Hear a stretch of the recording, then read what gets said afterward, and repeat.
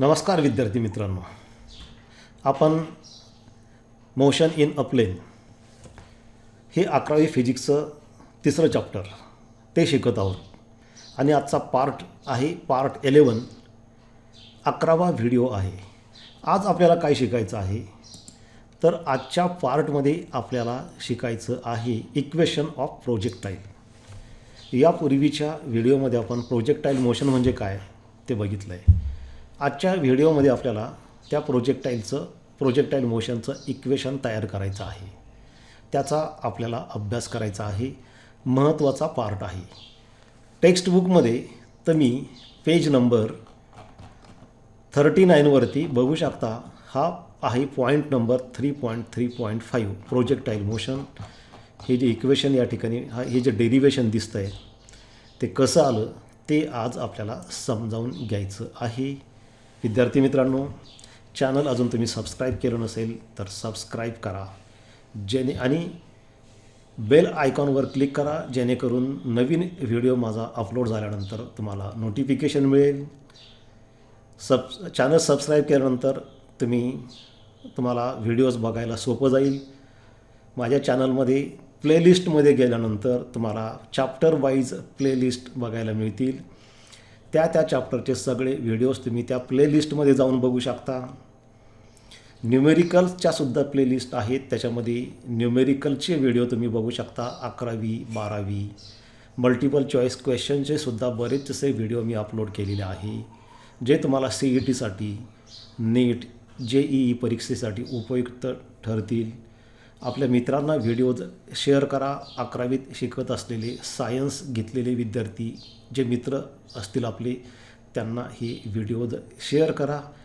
आणि PDF notes download करण्यासाठी प्रत्येक व्हिडिओच्या डिस्क्रिप्शन बॉक्समध्ये एक लिंक दिलेली आहे. त्यावर क्लिक करून तुम्ही त्या नोट्स डाउनलोड करू शकता ज्या तुम्हाला परीक्षेसाठी उपयुक्त ठरतील, परीक्षेच्या दृष्टिकोनातून अभ्यास करण्यासाठी उपयुक्त ठरतील. आणि सगळे व्हिडिओज शेवटपर्यंत बघा आणि सगळे व्हिडिओज हे क्रमाने बघा. चला स्टार्ट करूयात आजचा आपला व्हिडिओ. आणि आजचा आपला पॉईंट आहे equation of projectile. In last video we have seen some important terms. In last video we have seen some important terms.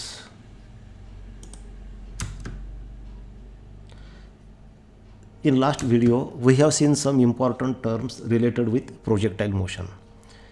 Consider this as x-axis, which is a ground surface, and y-axis perpendicular to that x-axis. Both these axes are perpendicular to each other. O is origin of these two coordinate axes. Suppose a ball or any body lying at this origin is kicked in this direction, then that body or that football moves along this path and finally falls on the ground here at this point. This type of motion is called as projectile motion, and that object is called as projectile. This object which performs this motion is called as projectile. See how this body moves. This football kicked in air moves along this path. Then this ball is a projectile, and this type of motion is called as projectile motion. This path along which that body moves is called as trajectory. Actually, we give initial velocity in this direction. We kick that ball in this direction represented by this red color arrow. This vector is called as initial velocity. This vector OA is called as initial velocity vector. Actually, we kick that football in this direction, but that ball or that projectile moves along this path because of gravitational force. Gravitational force acts in a downward direction, due to which its direction changes at every instant, at every point, and that ball moves along this path. Actually आपण ती वस्तू या डायरेक्शनला फेकलेली असते OA, पण ती वस्तू तिकडे न जाता ती अशी या मार्गावरून का जाते तर याचं कारण आहे ग्रॅव्हिटेशनल फोर्स. ग्रॅव्हिटेशनल फोर्स त्या वस्तूला प्रत्येक ठिकाणी खाली ओढत असतं आणि प्रत्येक पॉईंटला मग त्या वस्तूची मोशनची डायरेक्शन बदलते आणि ती वस्तू ते प्रोजेक्टाईल या मार्गाने जातं. Vector u is initial velocity. In last video we have seen definition of initial velocity or velocity of projection is initial velocity with which that projectile is thrown in air. This is vector has both magnitude as well as direction. Length of this arrow gives magnitude of that initial velocity and arrowhead gives direction. If this initial velocity makes angle theta with x-axis, then this initial velocity vector has two components. To find two components along two axes, draw perpendicular from the tip of this vector OA on both x-axis and y-axis. First, draw perpendicular from this point A on x-axis, we get this point B. Then this vector OB, see this vector OB is x component of that initial velocity and that is represented by vector ux. Similarly, to find y component, draw perpendicular on y-axis. Draw perpendicular from this point A on y-axis, we get point C. Then this OC, this vector OC is y component of that initial velocity and that is represented by vector uy.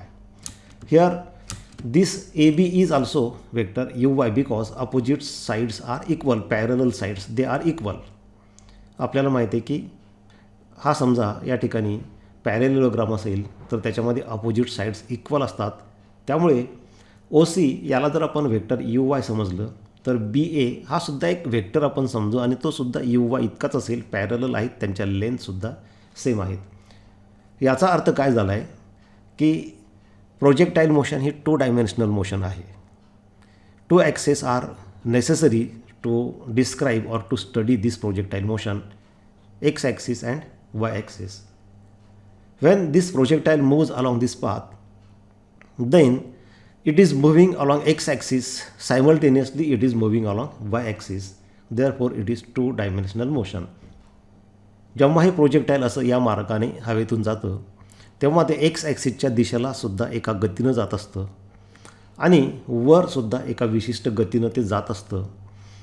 X ॲक्सिसच्या दिशेला जाण्याचा speed असतो vector you x. Vector you x is velocity along x axis.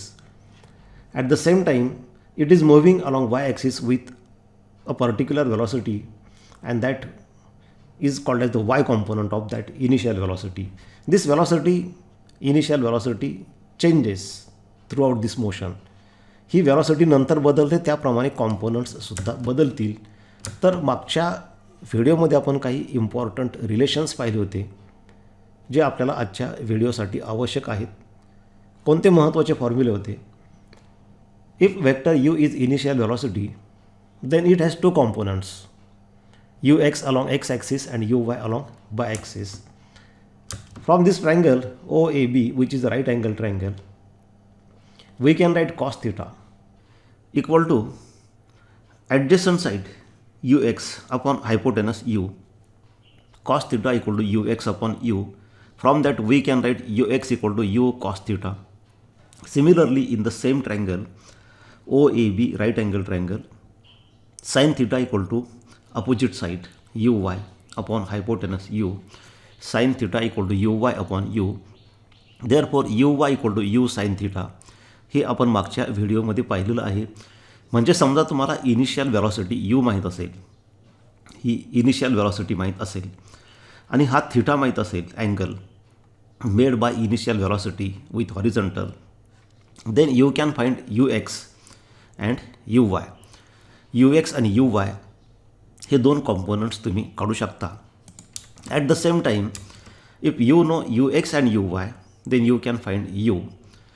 In this triangle OAB, if you use Pythagoras theorem, then this u square equal to ux square plus uy square. From that we get this u equal to under root ux square plus uy square. When this object goes from this point to next point, its velocity changes, becomes v, both in magnitude as well as direction. It also has 2 components, Vx along x axis and Vy along Y axis. बघा या ठिकाणी vector V x आणि vector V Y हे vector व्हीचे दोन components आहे. एक x ॲक्सिसच्या दिशेला आणि दुसरा वाय ॲक्सिसच्या दिशेला. जेव्हा ते प्रोजेक्टाईल या इनिशियल पॉईंटपासून या पॉईंटला जातं या मार्गावरती, तेव्हा त्याची इनिशियल व्हेलॉसिटी जी अगोदर वेक्टर यू असते ती बदलते आणि वेक्टर व्ही होते. ती बदलताना दोन्ही गोष्टी बदलतात. डायरेक्शनसुद्धा बदलते आणि मॅग्निट्यूडसुद्धा बदलते. त्याचे दोन कॉम्पोनंट्स व्ही एक्स आणि व्ही वाय. आणि या ठिकाणी जो अँगल असतो, आता अगोदर इनिशियल व्हेलॉसिटीनी हॉरिझॉन्टलशी केलेला अँगल थिटा होता. आता या ठिकाणी तो बदलतो, वेगळाच काहीतरी अँगल होतो. समजा अल्फा असेल तर या ठिकाणी ज्या पद्धतीने आपण हे तीन फॉर्म्युले लिहिलेत तसे आपल्याला या ठिकाणी लिहिता येईल. इथे जसं u x equal to u cos theta होतं, आता या ठिकाणी v x equal to v cos alpha असा फॉर्म्युला होईल. आणि इकडे वाय कॉम्पोनंटसाठी जसं u y equal to u sine theta होतं इनिशियल व्हेलॉसिटीसाठी, तसं या ठिकाणी v y equal to v sine alpha होईल. आणि हा जसा फॉर्म्युला होता u equal to under root u x square plus u y square, या ठिकाणी तो फॉर्म्युला होईल v equal to under root v x square plus v y square. आणि समजा हा अल्फा किंवा हा थिटा काढायचा असेल आपल्याला, तो माहीत नसेल, पण समजा आपल्याला हे यू वाय आणि यू एक्स किंवा इथे व्ही वाय आणि व्ही एक्स माहीत असेल तर अल्फा काढता येईल. इकडे यू वाय आणि यू एक्स माहीत असेल तर थिटा काढता येईल.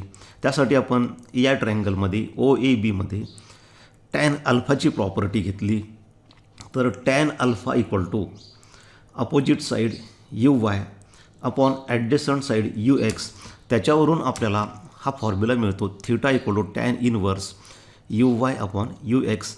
Similarly in the second figure we get alpha is equal to tan inverse v y upon v x. ही जी व्हेलॉसिटी व्ही असते ही प्रत्येक पॉईंटला बदलत जाते. अल्फासुद्धा बदलत जातो आणि हे वेक्टर व्ही एक्स आणि वेक्टर व्ही वाय याच्यामध्ये बदल घडतात, परंतु वेक्टर व्ही एक्स बदलत नाही, हे आपण नंतर पुढं बघणार आहोत. फक्त ही व्हेलॉसिटी व्ही ही प्रत्येक पॉईंटला बदलत जाते. हा अल्फा बदलत जातो, व्ही वाय बदलत जातं. इनिशियल व्हेलॉसिटी ती तर एकदाच असते सुरुवातीला, त्यामुळे सुरुवातीचे ते कॉम्पोनंट फिक्स आहेत, परंतु नंतर प्रत्येक पॉईंटला ही फायनल व्हेलॉसिटी जी वेक्टर व्ही आहे ती प्रत्येक पॉईंटला बदलत जाते.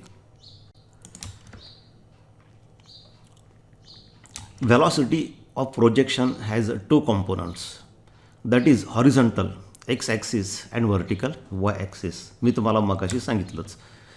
Velocity of x component remains constant while velocity of y component decreases during upward motion of projectile and increases during downward motion of projectile.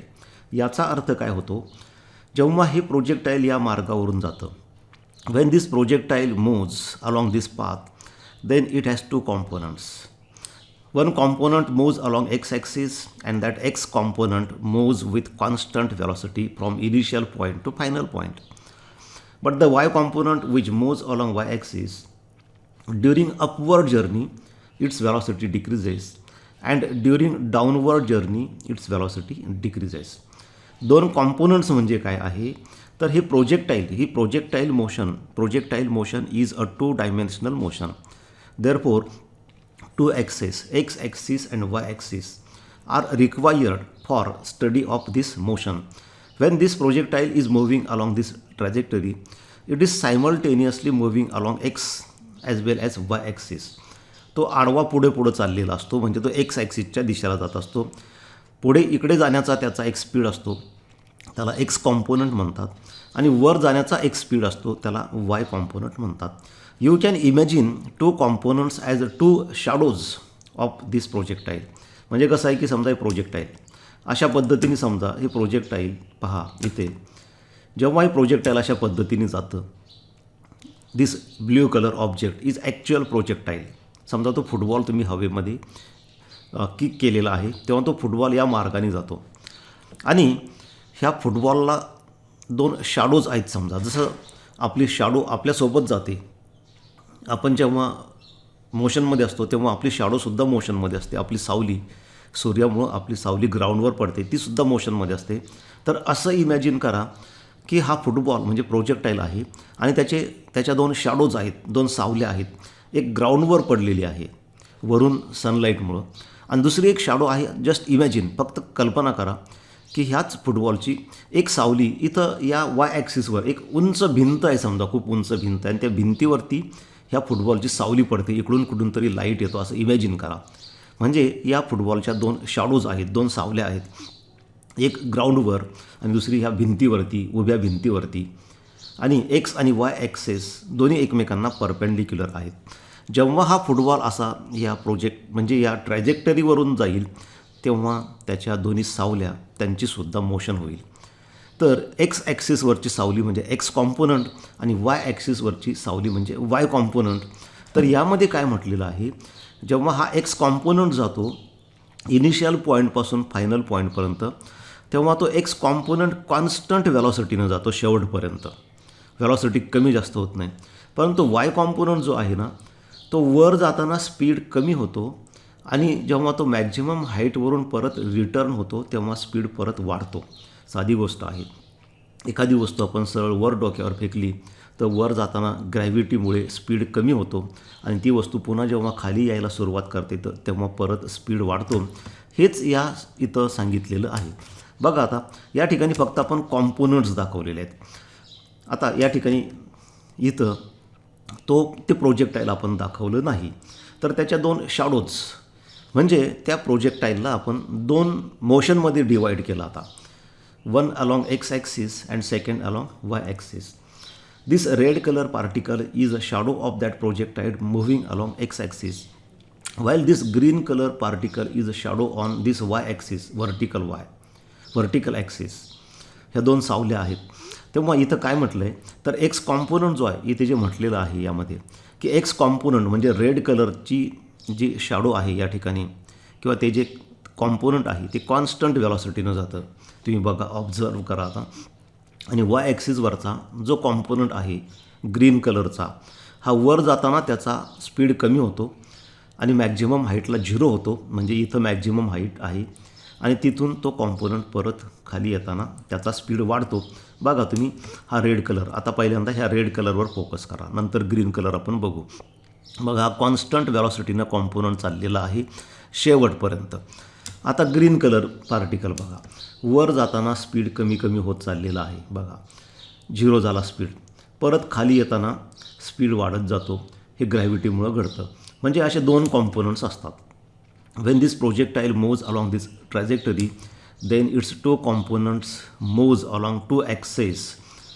He 2 dimensional motion आहे. म्हणजे ते projectile जेव्हा पुढं जातं या मार्गाने तेव्हा ते एकाच वेळी एक्स ॲक्सिसच्या दिशेला पुढं सरकत असतं आणि वर जाऊन परत खाली येत असतं वाय ॲक्सिसच्या दिशेला. म्हणून ही मोशन आपण 2 कॉम्पोनंट्समध्ये डिवाईड करणार, ज्याच्यामुळं आपल्याला प्रोजेक्टाईल मोशनचा अभ्यास करायला सोपं जाणार. आणि आता या ठिकाणी काय म्हटलं आहे बघा, this is initial velocity. So it has 2 components. Initial velocity is vector u, it makes angle theta with x axis and it has 2 components. Vector u has 2 components, vector ux and vector uy. म्हणजे सुरुवातीला जेव्हा तुम्ही ते projectile या डायरेक्शनला फेकता तेव्हा तुम्ही एकाच वेळी त्याला एक्स ॲक्सिसच्या दिशेला स्पीड देता ux इतका आणि वाय ॲक्सिसच्या दिशेला स्पीड देता uy इतका. आता हे प्रोजेक्टाईल जेव्हा या मार्गावरून पुढं जातं तेव्हा ही व्हेलॉसिटी बदलते, त्यामुळे uy सुद्धा बदलतं, परंतु ux बदलत नाही. हे आपण मागाशी पाहिलं. आता ux का बदलत नाही आणि uy का बदलतं, याचं कारण आहे व्हेलॉसिटी बदलण्यासाठी फोर्स लागतं आणि एक्स ॲक्सिसच्या डायरेक्शनला दुसरं फोर्स नसतं. म्हणून हा कॉम्पोनंट ux शेवटपर्यंत कॉन्स्टंट राहतो. परंतु uy का बदलतं, कारण ग्रॅव्हिटेशनल फोर्स असतं डाऊनवर्ड डायरेक्शनला. हे प्रोजेक्टाईल जेव्हा वर जात असतं तेव्हा ग्रॅव्हिटी खाली ओढत असते आणि त्या बॉडीचा स्पीड कमी करत असते वर जाण्याचा. आणि जेव्हा ते प्रोजेक्टाईल खाली येतं तेव्हा ग्रॅव्हिटेशनल फोर्स हे खालीच असतं, त्यामुळं खाली ते ग्रॅव्हिटेशनल फोर्स त्या प्रोजेक्टाईलला ओढतं आणि त्यामुळं त्याचा स्पीड वाढतो. हे प्रोजेक्टाईल समजा दुसऱ्या पॉईंटला गेलं तर त्याची व्हॅलॉसिटी वेक्टर यू ती होते vector v. It changes both in magnitude as well as direction, but its x component remains same v x and y component changes. म्हणजे समजा u x 10 meter per second असेल, v x 10 meter per सेकंडच राहतं, परंतु हा जो vertical component आहे बघा या ठिकाणी याची लेंथ जास्त आहे इथे आणि इथे लेंथ कमी केलेली आहे. म्हणजे व्ही वाय हे बदललेलं आहे, त्याची मॅग्निट्यूड बदललेली आहे. व्ही एक्स मात्र तेवढंच राहतं. जेव्हा हे प्रोजेक्टाईल परत दुसऱ्या पॉईंटला जातं मॅक्झिमम हाईटला, तेव्हा व्हर्टिकल व्हॅलॉसिटी 0 झालेली असते. आपण जेव्हा एखादा दगड वर फेकतो आणि जेव्हा तो मॅक्झिमम हाईटला जातो तेव्हा तिथं त्याची व्हॅलॉसिटी 0 होते. त्यामुळे इथं व्हॅलॉसिटी आता हॉरिझॉन्टल आहे आणि याचा एक्स कॉम्पोनंट जो आहे तो तर हॉरिझॉन्टलच आहे, तोच राहतो. म्हणजे शेवटपर्यंत इथं जर 10 मीटर पर सेकंड असेल हॉरिझॉन्टल कॉम्पोनंट, इथंही तेवढाच राहतो, इथंही तेवढाच राहतो. व्हर्टिकल कॉम्पोनंट इथे 0 झालेला आहे. इथपर्यंत या प्रोजेक्टाईलची अपवर्ड जर्नी होते, त्यामुळे वर जाण्याचा स्पीड कमी कमी झाला, इथे 0 झाला. आता इथून डाऊनवर्ड जर्नी सुरू झालेली आहे. हा व्हर्टिकल स्पीड परत वाढणार आहे. समजा या पॉईंटला प्रोजेक्टाईल आलं तर आता व्हॅलॉसिटी ही या डायरेक्शनला असणार आहे. Velocity this actual velocity is always a tangential. बघा याच्यामध्ये 3 व्हॅलॉसिटीज आहेत. एक ही vector v which is actual velocity of projectile आणि व्ही एक्स व्ही वाय त्याचे कॉम्पोनंट्स आहेत. तर आपण प्रोजेक्टाईल मोशनचा स्टडी करण्यासाठी कॉम्पोनंटचा स्टडी करणार आहोत. तर या ठिकाणी हे वेक्टर व्हीची डायरेक्शन आता टँजन्शियल असल्यामुळे ती अशी डाऊनवर्ड म्हणजे खालच्या दिशेला झुकलेली आहे. एक्स कॉम्पोनंट इकडंच आहे आणि तेवढाच राहतो, तो बदलत नाही. परंतु वाय कॉम्पोनंट आता डाऊनवर्ड झालेला आहे, कारण ही व्हॅलॉसिटी इकडं अशी खाली झुकलेली असल्यामुळं हे 2 कॉम्पोनंट्स अशा पद्धतीने येतात. आता व्हर्टिकल व्हॅलॉसिटी पुन्हा वाढलेली आहे आणि शेवटच्या पॉईंटला जेव्हा शेवटी जिथं प्रोजेक्टाईल ग्राउंडवर पडणार आहे त्या पॉईंटला फायनल व्हॅलॉसिटीची डायरेक्शन अशी इकडं टँजन्शियल असते. त्याचे 2 कॉम्पोनंट्स व्ही एक्स ॲक्सिसला आणि व्ही वाय ॲक्सिसला तो आता डाऊनवर्ड येतो या ठिकाणी अशा पद्धतीने. सुरुवातीचा जो पॉईंट ऑफ प्रोजेक्शन असतो तिथं जी व्हॅलॉसिटी असते अपवर्डची, तीच व्हॅलॉसिटी इथं असते डाऊनवर्डची असते, फक्त डायरेक्शन बदललेली असते. आणि इनिशियल व्हॅलॉसिटी मात्र मॅग्निट्यूड आणि डायरेक्शन तीच असते एक्स कॉम्पोनंटची. यू एक्स आणि व्ही एक्स मॅग्निट्यूड सेम असणार आहे, परंतु हे व्ही वाय जे आहे व्हर्टिकल कॉम्पोनंट ते वर जाताना कमी कमी होत जातं आणि खाली येताना तो कॉम्पोनंट वाढत जातो आणि शेवटी तो मॅक्झिमम असतो. अशा पद्धतीने त्याचे 2 कॉम्पोनंट्स हे फार महत्त्वाचे आहेत. So to study projectile motion we will consider 2 components of this projectile. ह्या प्रोजेक्टाईलचे 2 कॉम्पोनंट्स आपण विचारात घेऊन त्याचा स्टडी करणार आहोत. Therefore we will write 2 sets of kinematical equations of projectile motion. We know we have seen 3 kinematical equations or 3 equations of motion. आता actual projectile फक्त या ठिकाणी आपण विचारात घेतलं, त्याचे 2 कॉम्पोनंट्स विचारात घेतले नाहीत तर इनिशियल व्हॅलॉसिटी यू असते, कुठल्या तरी एखाद्या पॉईंटला गेल्यानंतर फायनल व्हॅलॉसिटी व्ही होते. तेव्हा 3 इक्वेशन्स आपण पाहिलेले आहेत. ते 3 इक्वेशन्स फार महत्त्वाचे आहेत. पहिलं इक्वेशन आहे v is equal to u plus a t. V means final velocity at some point इथे कुठेतरी, u means initial velocity, a is acceleration. Acceleration means rate of change of velocity. आपल्याला माहिती आहे की व्हॅलॉसिटी बदलते म्हणजे acceleration होतं. T is time. यामध्ये टाईम सोडलं तर बाकीच्या व्हेक्टर क्वांटिटीज आहेत. टी ही स्केलर क्वांटिटी आहे. This is first kinematical equation or this is first equation of motion. Second equation, s equal to ut plus half at square. s is a displacement. म्हणजे समजा हे projectile या पॉईंटपासून या पॉईंटला गेलं तर झालेलं displacement that is also vector. u is initial velocity, t is time, a is again acceleration, t is time. And third equation of motion is v square is equal to u square plus 2as. v is final velocity at some point. तो point कोणताही असू शकतो. u is initial velocity at this point of projection, तो point मात्र fix आहे. a is acceleration, change in velocity per second, and s is displacement. हे 3 kinematical equations आहेत. This is a set of 3 kinematical equations और 3 equations of motion. परंतु आपण काय केलं आहे, ह्या प्रोजेक्टाईलचे 2 भाग केलेले आहेत. एक भाग एक्स ॲक्सिसच्या दिशेला जातो. एक्स कॉम्पोनंट त्याची त्या प्रोजेक्टाईलची एक्स ॲक्सिसवरची सावली, त्याला आपण आता एक स्वतंत्र ऑब्जेक्ट समजू. And second component on Y axis, त्या प्रोजेक्टाईलची वाय ॲक्सिसवरची सावली, त्याला आपण स्वतंत्र वस्तू समजू, स्वतंत्र बॉडी समजू. त्यामुळे एक्ससाठी असे 3 स्वतंत्र कायनेमॅटिकल इक्वेशन्स येतील आणि वाय ॲक्सिससाठी 3 कायनेमॅटिकल इक्वेशन्स वेगळे येतील. म्हणजे आपल्याला आता 2 सेट मिळतील कायनेमॅटिकल इक्वेशनचे. एक सेट असेल 3 इक्वेशन्सचा, एक सेट असेल एक्स कॉम्पोनंटसाठी आणि राहिलेल्या वाय कॉम्पोनंटसाठी 3 इक्वेशनचा एक सेट आपल्याला मिळेल. तर पहिल्यांदा एक्स कॉम्पोनंटसाठी कशा पद्धतीने मिळेल. X components of equations of motion of projectile काय असतील, तर व्हीच्या ठिकाणी व्ही एक्स घ्यायचं, यूच्या ठिकाणी यू एक्स घ्यायचं, एच्या ठिकाणी ए एक्स घ्यायचं, टीला मात्र टी एक्स किंवा टी वाय असं काही घ्यायचं नाही, कारण टी ही स्केलर क्वांटिटी आहे. स्केलरला आपण कॉम्पोनंट्स काढत नाही. वेक्टर असेल तरच त्याचे कॉम्पोनंट्स असतात. म्हणजे कसं आहे की प्रोजेक्टाईल इथून इथपर्यंत गेल्यानंतर व्हेलॉसिटी व्ही झाली तेव्हा ते व्ही एक्स वेगळं असतं, व्ही वाय वेगळं असतं, परंतु टाईम दोघांसाठीच सेम असतो. त्यामुळे टी एक्स टी वाय काढायची गरज नाही. तर यामध्ये काय होईल, v x equal to u x plus a x into t. आता a x means acceleration along x axis. Acceleration कधी असतं, व्हेलॉसिटी बदलते तेव्हा. परंतु एक्स ॲक्सिसची व्हेलॉसिटी बदलत नाही आपण पाहिलं, म्हणजे ए एक्स 0 आहे. एक्स ॲक्सिसच्या दिशेला फोर्स नाही म्हणून व्हेलॉसिटी बदलत नाही, व्हेलॉसिटी बदलत नाही म्हणून ॲक्सलरेशन नाही, म्हणजे हे ए एक्स 0 होतं. म्हणजे हा सेकंड टर्म जो आहे तो 0च होतो. म्हणजे व्ही इक्वल टू यू म्हणजे v x equal to u x अशा पद्धतीने मिळेल. पण आपण असं लिहिलं v x equal to u x plus a x into t. परंतु ए एक्स 0 आहे, ए एक्स 0 आहे लक्षात घ्या. त्यामुळे v x equal to u x असं होणार. ते नंतर आपण जेव्हा इक्वेशन डिराईव्ह करू पुढं त्यावेळेस ए एक्स 0 घ्यायचं. दुसरं इक्वेशन होईल एस एक्स इक्वल टू, म्हणजे हे एक्स ॲक्सिसवरचं distance, s x equal to u x into t. फक्त यूच्या ठिकाणी यू एक्स घ्यायचं, टी जसं आहे तसं.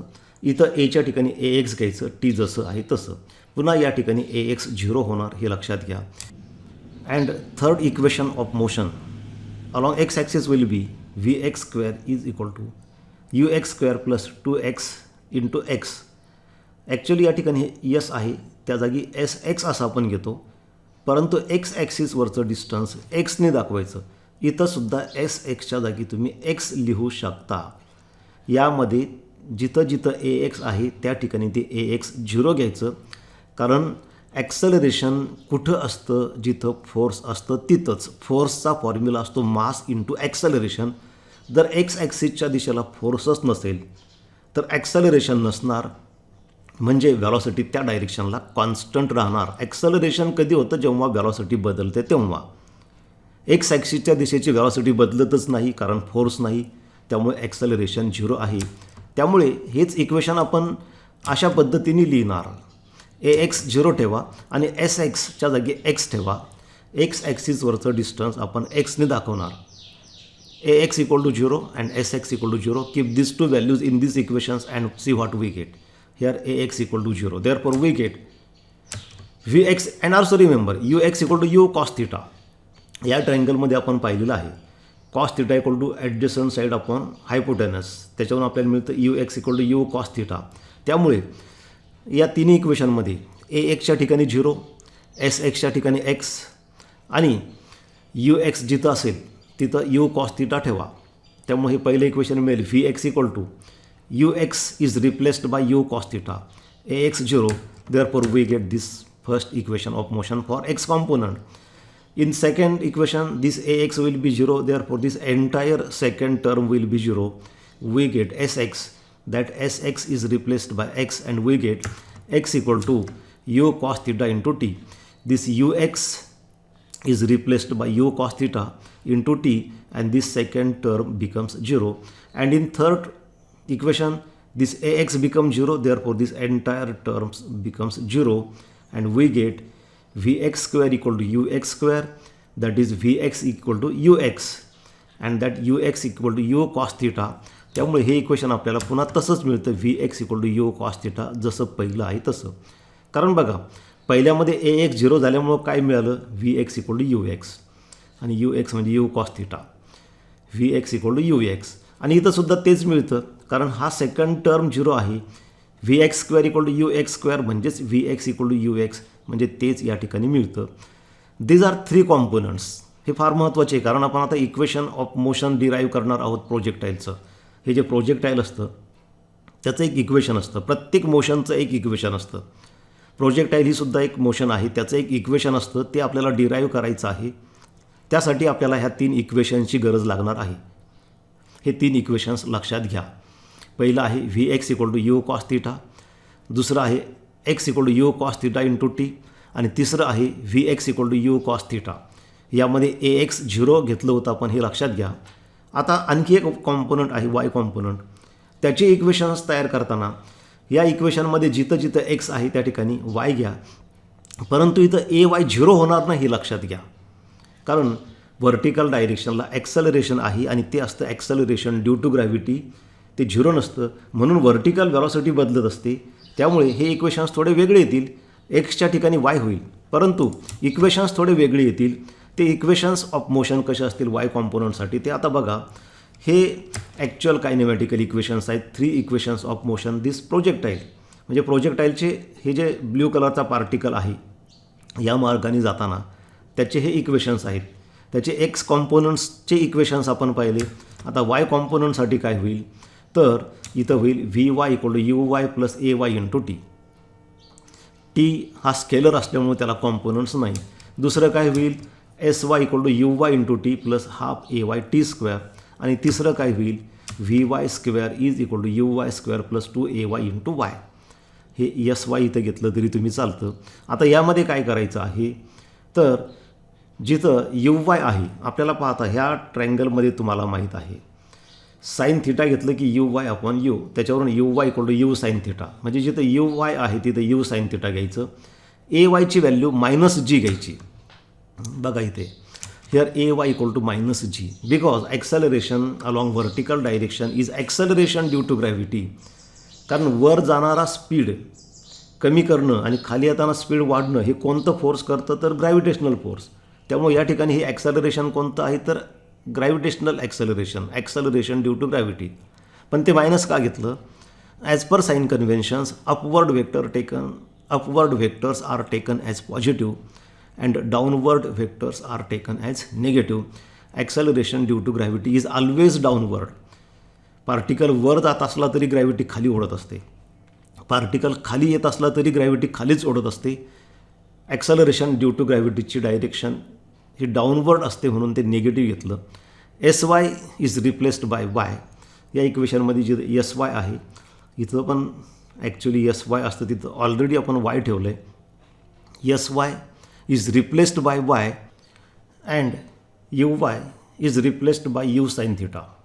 या ट्रायंगलवरून O A B sine theta equal to opposite side u y upon u, त्यावरून आपल्याला हे मिळतं u y equal to u sine theta. या तिन्ही व्हॅल्यूज इथे ठेवा, आपल्याला हे इक्वेशन्स अशा पद्धतीने मिळतील. पहिलं मिळेल v y equal to u sine theta -gt. U वायच्या ठिकाणी यू साईन थिटा ठेवलं, हे ए वायच्या ठिकाणी -g आणि हे टी जसं आहे तसं. सेकंड इक्वेशन होईल y equal to u sine theta into t minus half GT square. कारण यू वायच्या ठिकाणी ठेवलं यू साईन थिटा, हे यू साईन थिटा. टी जसं आहे तसं, हे हाफ जसं आहे तसं. A y is replaced by -g, therefore minus here, t square as it is. And third equation will be vy square equal to uy square u square sin square theta minus 2gy. vy square is equal to u square sin square theta minus 2gy.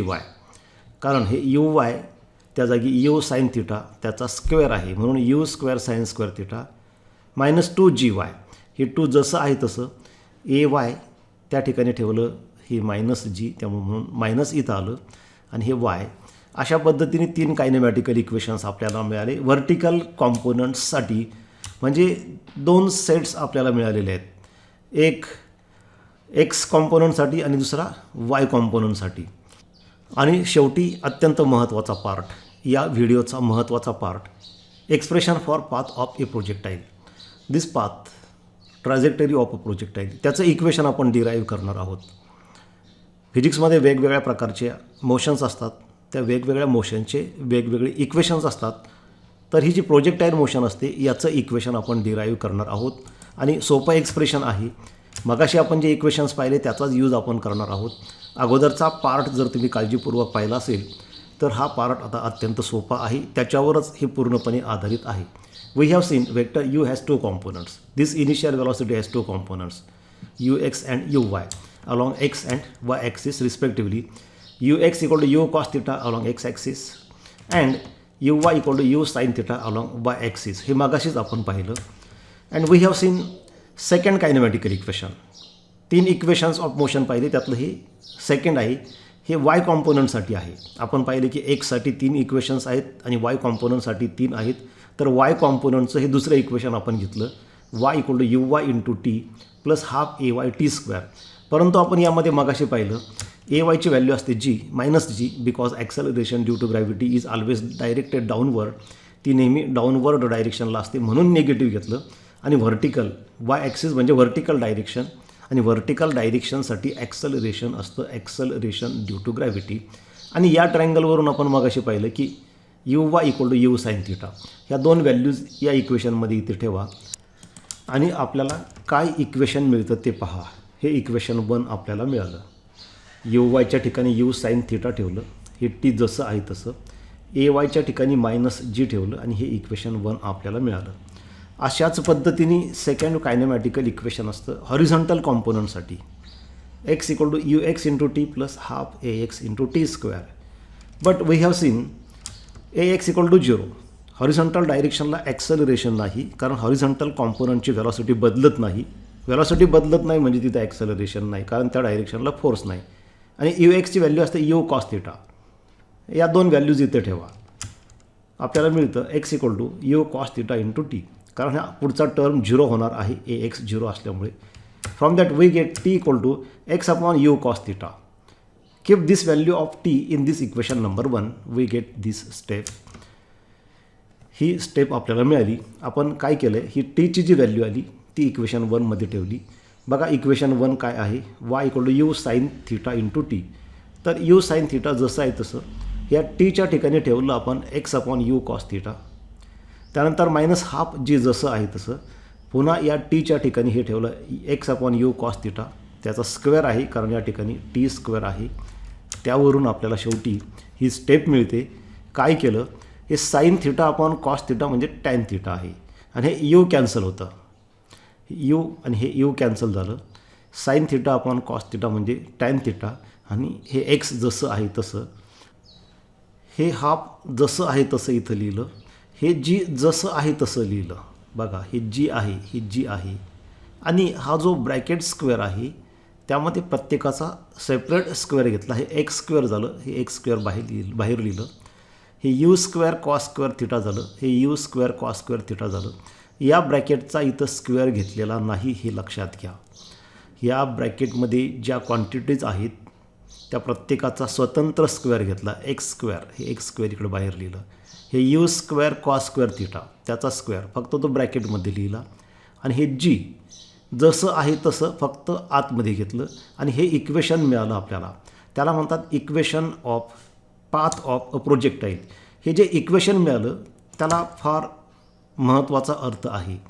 ते जे equation आपल्याला मिळतं, काय equation आहे बघा ते, y equal to x tan theta minus half in bracket g upon u square cos square theta into x square.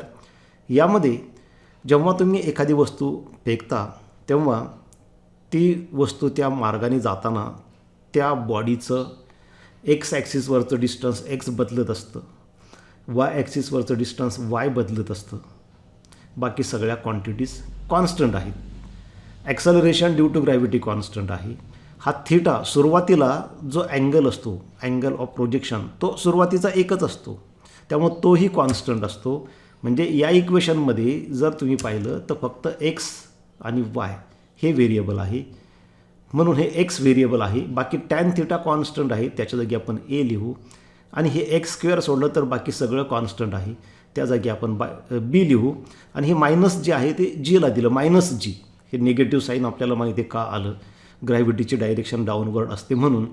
तर या ठिकाणी इथं आपण हे मायनस साईन समजा ह्या जीला दिलं तर मग इथं प्लस होईल, म्हणून या ठिकाणी प्लस आपण घेतलं. तर हे जे इक्वेशन मिळालं ते अशा पद्धतीचं आहे, y is equal to a x plus b x square. आणि हे जे इक्वेशन असतं, हे इक्वेशन असतं पॅराबोलाचं. आणि म्हणून याचा अर्थ याच्यावर एक निष्कर्ष निघतो की हा प्रोजेक्टाईल ज्या मार्गाने जातो तो मार्ग म्हणजे पॅराबोला असतो. जॉमेट्रीमध्ये तुम्हाला माहिती आहे की वेगवेगळे शेप असतात, सर्कल असतं, इलिप्स असतं, पॅराबोला असतं, हायपरबोला असतं, आणि प्रत्येकाचं एक इक्वेशन असतं. आणि अशा टाईपचं जे इक्वेशन असतं जॉमेट्रीमध्ये, मॅथमॅटिक्समध्ये, ते पॅराबोलाचं असतं. आणि आपल्याला हे जे इक्वेशन मिळालं ते या टाईपचं आहे आणि ते पॅराबोलाचं इक्वेशन आहे. Therefore we can conclude that this projectile moves along a parabolic path. म्हणजे हे प्रोजेक्टाईल ज्या मार्गानं जातं ती जी ट्रॅजेक्टरी आहे ते पॅराबोलिक असतं. शेवटी काय म्हटलं आहे पहा, this is the expression for trajectory path of projectile. Here u and theta are constant for given projectile. मी मगाशी सांगितलं की त्या प्रोजेक्टाईलसाठी यू आणि थीटा कॉन्स्टंट असतं, जी सुद्धा कॉन्स्टंट आहे. This equation is of the form y equal to a x plus b x square which is equation of parabola. Thus the projectile moves along the parabolic path. याच्यावरून एक सिद्ध होतं की हे projectile जे जातं, ज्या मार्गाने जातं तो मार्ग म्हणजे पॅराबोला असतं. Projectile moves along a parabolic path. तर अशा पद्धतीने एक महत्त्वाचा पार्ट आपण आज घेतलेला आहे. Thank you for watching.